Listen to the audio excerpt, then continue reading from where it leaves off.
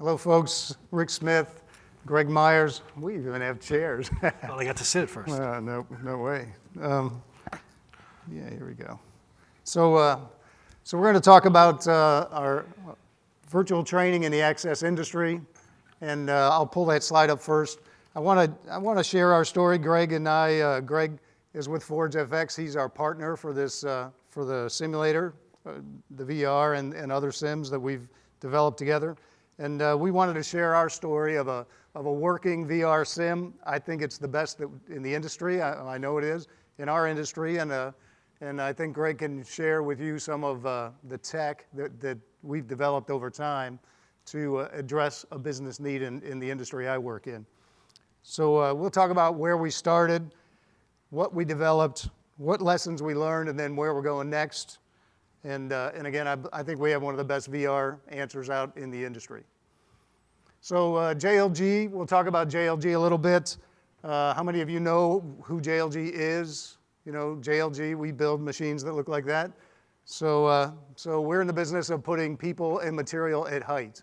We build the tallest mobile boom lift in the world. It's 20 stories. It's 185 feet high. And if you make a mistake operating a machine when you're 200 feet in the air, you know, the results are usually not good. So training is mandatory. It's mandated by law. And we're always looking for ways to make our machines as safe as possible. I like to say JLG is a safety company. Our job is to put people at height, let them do their jobs, and then bring them home at night. And anything we can do to help improve that is what we're trying to accomplish. So I kind of talked about who is JLG. JLG is a subsidiary of OSHKOSH, and OSHKOSH owns several companies, and all of us build kind of cool equipment, you know. So on the left is JLG. OSHKOSH, we build fire trucks, very sexy garbage trucks, and a variety of military vehicles as well. And so all of our equipment, I think, is specialized and kind of cool, and we're working with ForgeFX in a couple of areas around OSHKOSH. So here's the business problem we were trying to solve. Operator training, again, it's mandatory. It takes about a day, basically. Our classes are limited to about 12 people. And here's a picture of what's going on out in the field. So basically, you've got a person in the platform being evaluated, first time in a machine. This is one of the smallest machines we make. It only goes 30 or 40 feet in the air. So there's a person in the platform being evaluated. There's a coach down here evaluating that person's operation.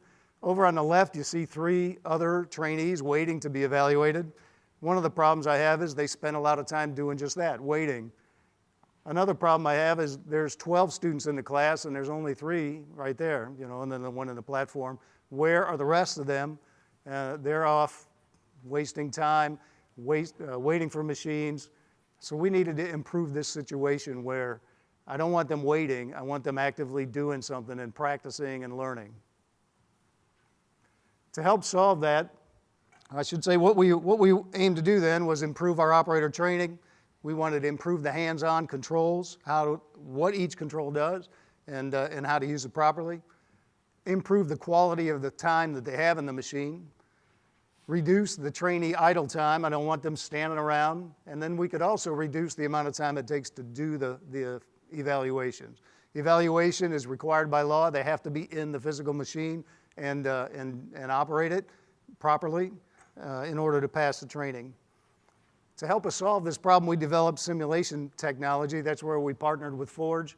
And we started with PC, went to tablet, worked our way into VR, and Greg can walk you through that evolution.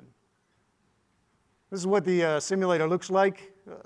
Again, I don't want to steal any of Greg's thunder, but that's basically a small platform that you would find on the machine. That's a control panel for one of our simpler 800S boom lifts. But you actually get in the platform, you operate the real controls that are overlaid with a virtual control panel. So in the VR, you see the control panel. In the real world, you're touching the actual controls. This platform and the interface to the VR has been extremely successful, and it lets the folks practice hooking up their PPE or their safety harnesses within the platform and actually operating the machine. With that, I'll give the clicker to Greg, and he can talk about Forge and what makes the sim work. Okay, thank you, Rick. Hi, everybody. My name is Greg Meyers. I'm the CEO of ForgeFX Simulations, and we specialize in the development of custom 3D training simulators. We are not focused on one specific type of technology. We develop software that runs on a variety of different technologies.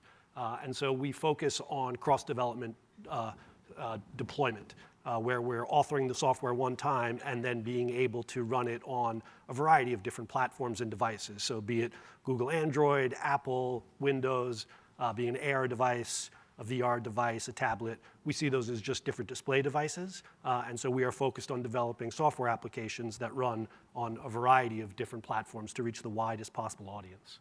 And so when Rick and JLG came to us, they had this problem of solving throughput, right? As Rick was talking about, they want to solve throughput of trainees getting through the training program. And so they came to us to say, okay, what can we do to solve this business goal? And we didn't just say, oh, let's develop a simulator that runs on a PC. Instead, we said, okay, let's build a framework here. And that's what our company specializes in doing. We build software frameworks that basically are extendable, right, and extensible, so that as the software grows and as the needs of the company grow, we can add stuff on rather than just building one-offs. We have a saying in the company, shoot for the moon, land on the roof, and that typically allows us to aim really high and make sure that we achieve a really high value of success.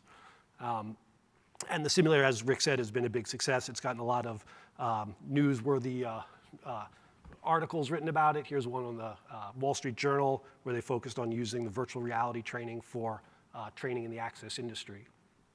And so what I thought to do today, since we have such a short amount of time, is to do a little bit of a post-mortem, kind of talk about what went well, what didn't go so well, so that you guys can base your thoughts on what you're developing on empirical data rather than just theoretical data. Let's talk about stuff that we did in our enterprise-based application so that you can learn from those lessons.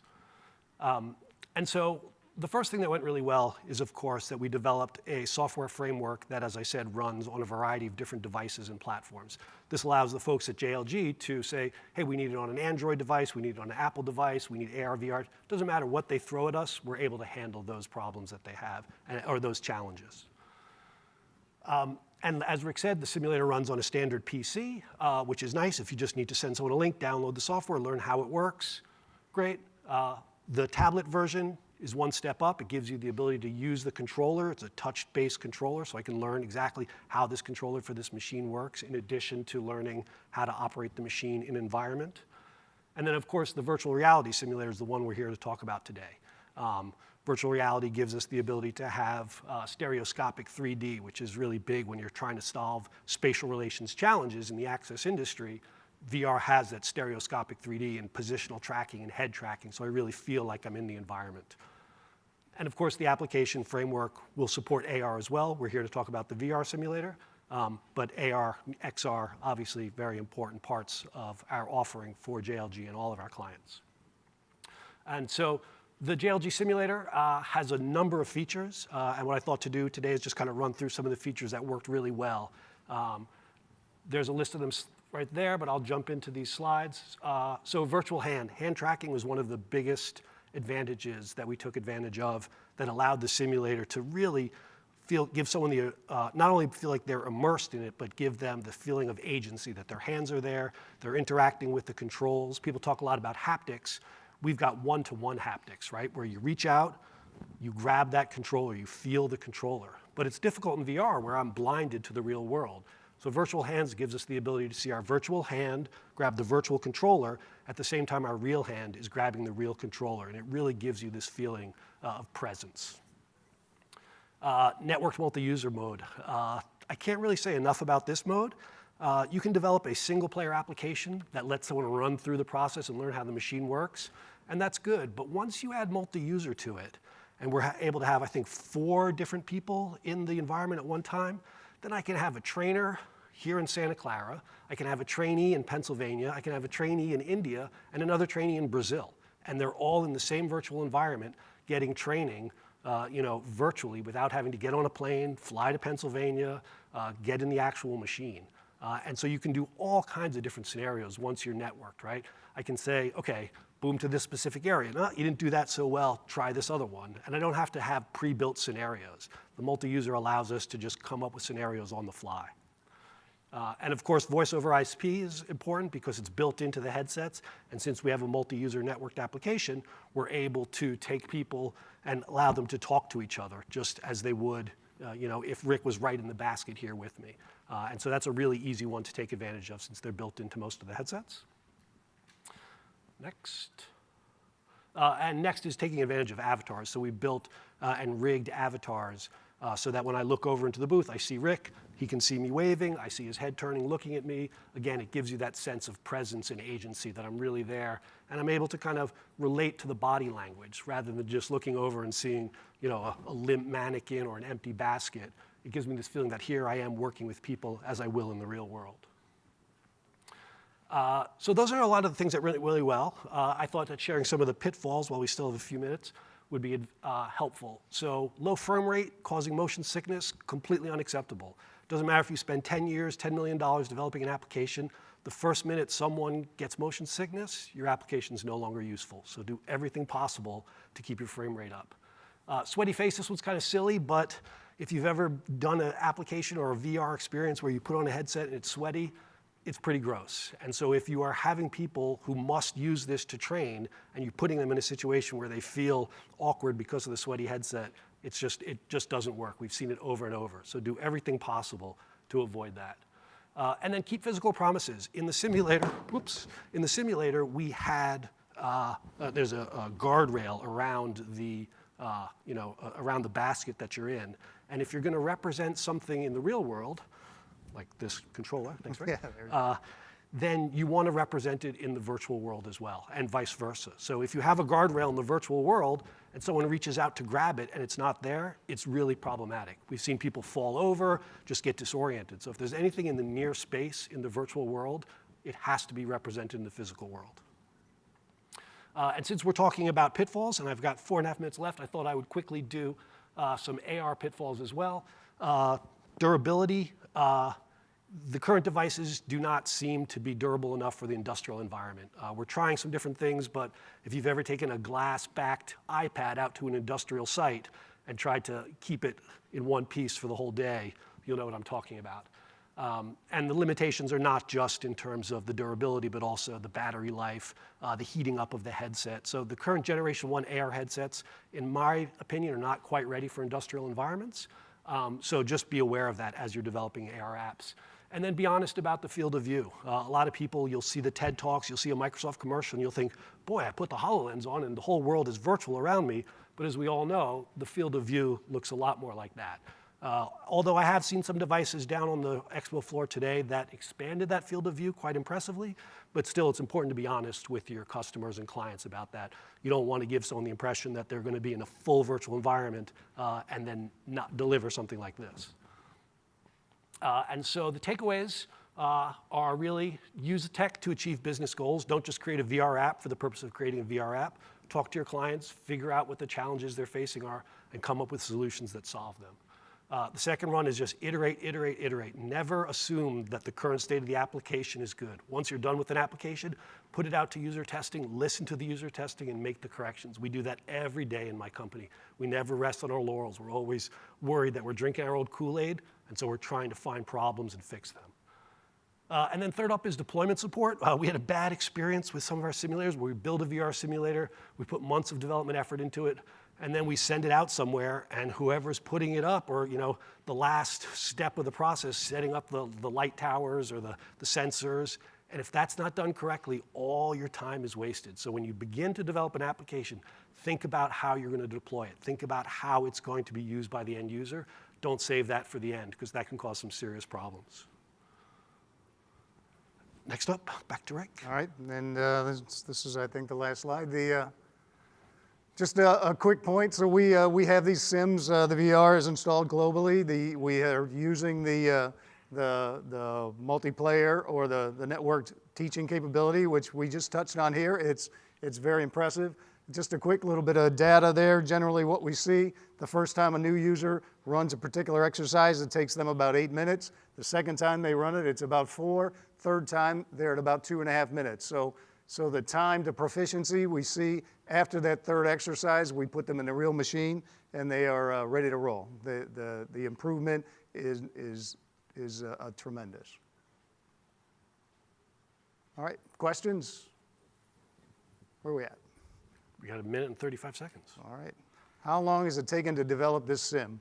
You know, as Greg mentioned, we started with a PC sim, and Greg's good counsel was to let's build the environment and in an environment or in a platform that we can expand on. So it's kind of hard to say exactly how long it's taken because we started at the PC and worked to VR. But for one machine, maybe 4 months. Yeah, I'd say 4 to 6 per machine, probably. Do you move virtual visual basket? We don't. There is no motion tied to the basket. We've talked about that 100 times, and most folks, they get out of the VR and they think it moved anyway. So, you know, I don't really believe, you know, Greg thinks we ought to have motion on it. You know, the folks that are in the VR, they think it's moving. Do we have a 3D BIM library? Absolutely. Yes, we do. I don't know who's asking about BIM, but we have a 3D BIM library online at jlg.com. Okay? Excellent. Thank you very much, Greg. Thanks, Rick. Sure thing. Thank you. One quick question before you leave, Yeah. For JLG. You mentioned time to proficiency, and you had it from first exercise to third. Yeah. What's the benchmark for traditional training That's a really good question. Traditional, you know, we never timed it in traditional, but I'll bet it had to be somewhere around 8 to 10 minutes. Okay. You know? Awesome. Excellent. Yep.